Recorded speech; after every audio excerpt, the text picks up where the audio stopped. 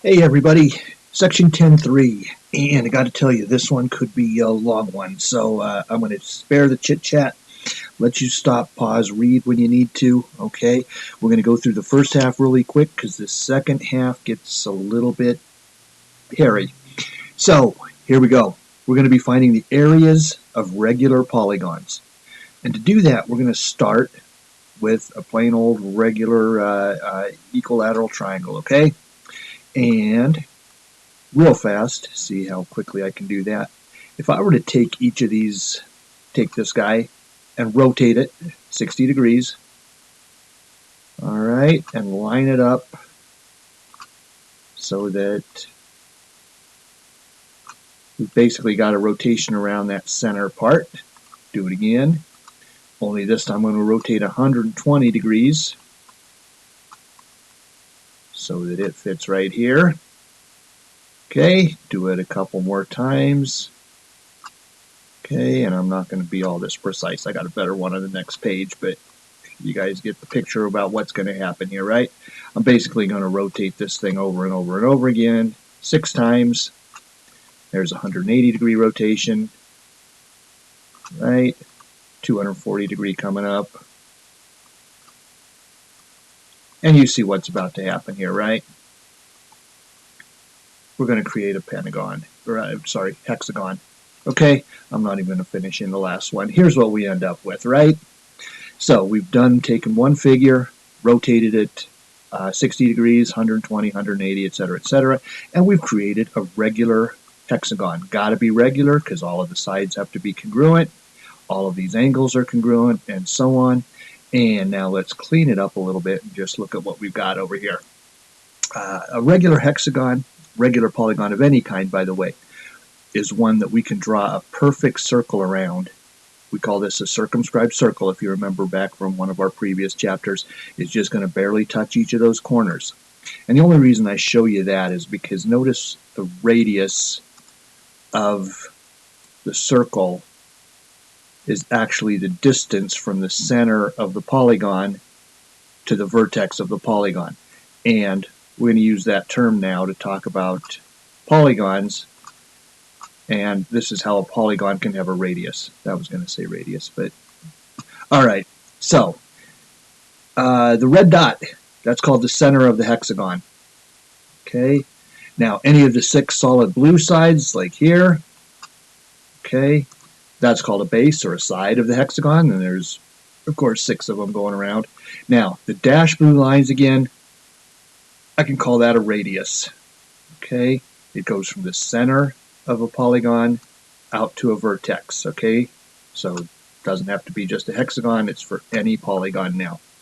Now, one of the more critical ones too, notice this red line, what was the height of that original triangle, okay? That is called the epithem.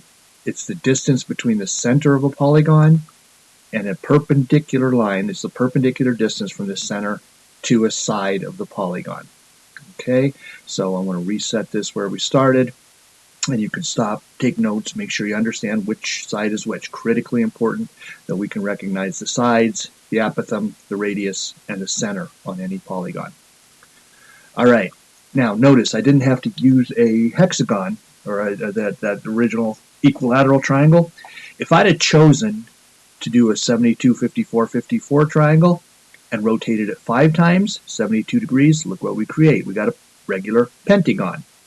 If I'd have chosen a 45 degree isosceles triangle, so the bases are this 67.5, and rotated it 8 times, look, we got an octagon. The key thing to notice is that I know that the center value, to go all the way around the loop here, we got to have 180 degrees, 360 degrees to go all the way around the center of the circle. So I take that 360 and I divide it by 5, and I knew that each of these angles has to be 72 to make it a perfect match for the 360 degrees. All right, and I made that equilateral or isosceles triangle go around 72 degrees. Over here I did 360 divided by 8, so I knew each of these angles had to be 45 degrees to make me a perfect 360, and that's going to be the characteristics of any regular polygon, okay? So I can take 360, divide by the number of sides, and I know what the measure of that central angle is going to have to be. Okay, now I also want to show you something. When we drop that apothem down now, it's critically important that we start to notice we take that 72 degrees in the case of the pentagon, and we cut it in half, and we end up with two nice little green triangles that we're going to be able to solve using our skills from Chapter 8, okay? Don't forget your SOHCAHTOA and all those other things, because it's going to be critically important coming up here, not so much in this section, but in section 10.5. So we want to just point out that we're going to be doing a boatload of work with triangles, having relationships like among the angles that we're looking at in this sort of thing.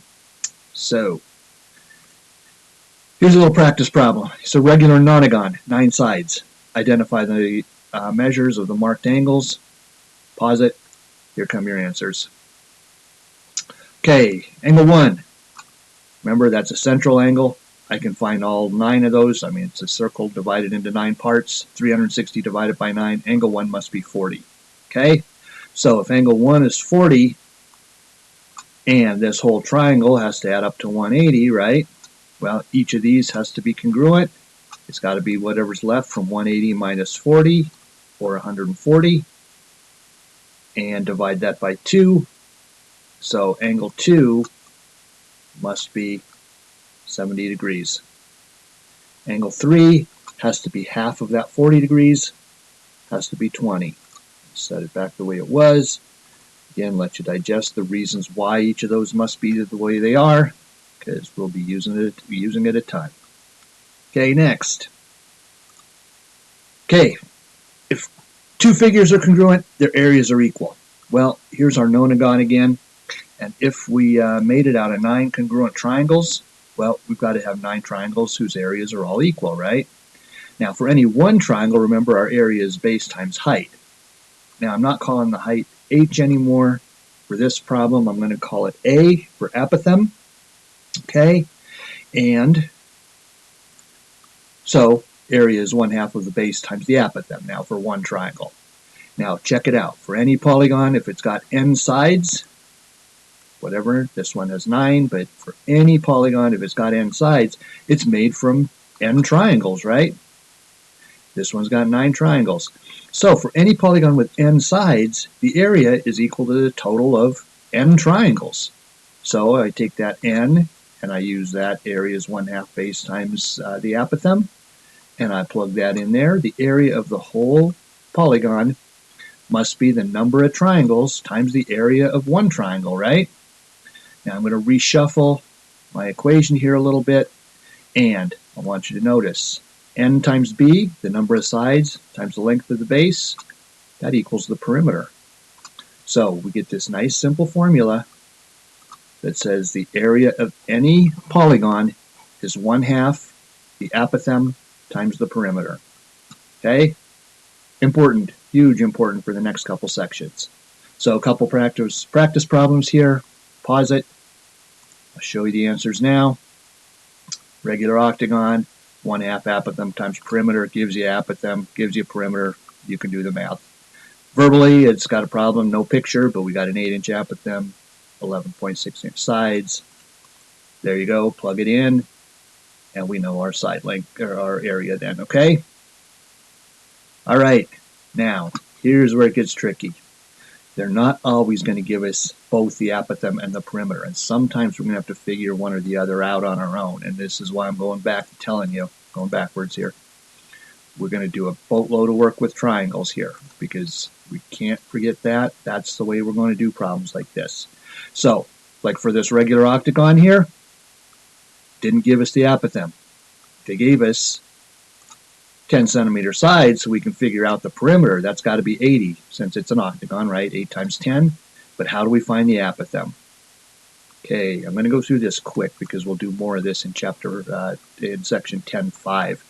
But remember how we already decided that if that all these central angles, if there are 8 sides, it's got to be made of 8 triangles, and we can find the central angle by looking at 360 degrees divided by 8. So this has to be 45. And if that's 45 and we cut it in half when we put that apothem in there, then we know that this little triangle right here has to have an angle of 22.5. And if we know that angle is 22.5 and we have a side length of 10, which is cut in half by the apothem, okay, I can use my trigonometry that the tangent of 22.5 is opposite over adjacent, or 5 over the apothem. And solve out our math, we find the apothem is 12.1. Now we can use that to plug it into 1/2 apothem times perimeter. So we're going to be using trig, especially boatload in section 10.5. Now, word problem, honeycomb. Okay, pause it. Here comes your answers. All right. First of all, let's draw a picture. Let's see what it looks like. We've got a regular hexagon, 3mm sides. Okay. Now, I got to remember a couple things. Okay. Again, like the last problem, we know the perimeter is 18 because there's 3mm and there's 6 sides. We know that we are going to find the apothem by using the 60 degree, right? The 360 degrees total divided by 6 means I got a 30-degree angle here, or a 60-degree angle here, right? When I cut it in half with the apothem, that means it's a 30-degree. Hey, we got a 30, 60, 90 triangle here with a base that's half of the total base there, right? Looking at the little triangle right over here. Clear all those annotations. Okay, so green arrow must be 30. Now we got 2 choices for solving this triangle. We can do it the same way we did before by using the tangent of 30 equals 1.5 over the apothem. Or we could remember our 30, 60, 90 rules, which says that the apothem must be the short leg times the square root of 3. Both ways we get the same answer, and we plug it into our 1/2 AP, and we find the area of the honeycomb. Okay, really important for this particular section, section 5.3. You're going to want to study these and know the relationships for all of these problems between the radius and the apothem and the triangles that are formed in these 3 figures, okay? In a equilateral triangle, which is of course a regular polygon, in a square, which is of course a regular polygon, and in a regular hexagon, because this section is going to drill you on your 30, 60, 90 triangles and your 45, 45, 90 triangles. Let me show you an example of how that's going to work. Well, what's the area? Okay, fix my typo up there. What's the area of the equilateral triangle here? Okay, well, I'd love to go ahead and use 1/2 base times height, but I'm nowhere close to having a base or a height. All right, no way I can use that. So maybe this question's in this section of the book because an equilateral triangle is a regular polygon, and maybe I have to use area equals 1/2 apothem times perimeter. So let's look at the picture if I think about it that way, just what we've been doing. We're going to look at this figure as the composition of 3 triangles, all right, all rotated around the center, 120 degrees in each for the vertex angle of each of these equilateral triangles, right? Which means when I drop this apothem here, okay, that we have a 60-degree angle right there, okay? And we have a 90-degree, we have a 30, 60, 90-degree triangle formed out of that green section on the bottom, right? The hypotenuse of that green triangle is 8 inches, which means the short leg must be 4, and the long leg must be 4 times the square root of 3, or 6.93 when we do the math there, right? Okay, so that's just solving the little green triangle. Now we take that information up here, where we know the apothem is 4, and if this little part is 6.93, this whole part must be double that, or 13.86.